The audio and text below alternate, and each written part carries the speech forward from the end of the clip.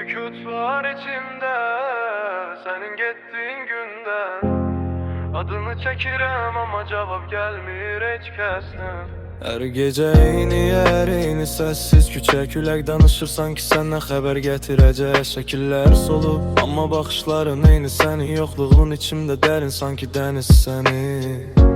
Bir cümləlik səadət idin, sonu nöqtəsiz yarım qalan hekayəmə. Gedəndən sonra içimdə qış qalıb, gözlərimdə yanır hələ o payızı rəngin. Səndən sonra mən, sanki mən deyiləm. Ürəyim danışır ama səssiz dil ilə. Səndən sonra mən, sanki donub zaman, gözlərimdə qalıb sənin son baxışların.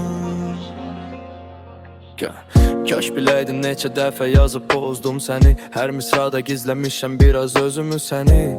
Adın qalıb bu divarlarda, biraz qoxum, biraz səsim, biraz yaddaşımda. Küçələr səssiz amma içim səssiz deyil. Yatmaq çətin çünki yuxularım sənlə dolu deyil. İndi kim danışır sənin yerinə, ərmanı da səni axtarıram gizlin yerimdə. Səndən sonra mən, sanki mən deyiləm.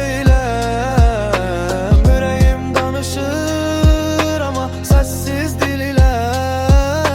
Səndən sonra mən, sanki donub zaman, gözlərimdə qalıb sənin son baxışların.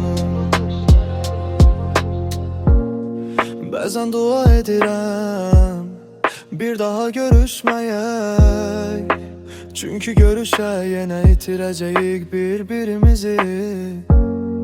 Bəzən dua edirəm unudum səni, amma dualarımda səni istəyir.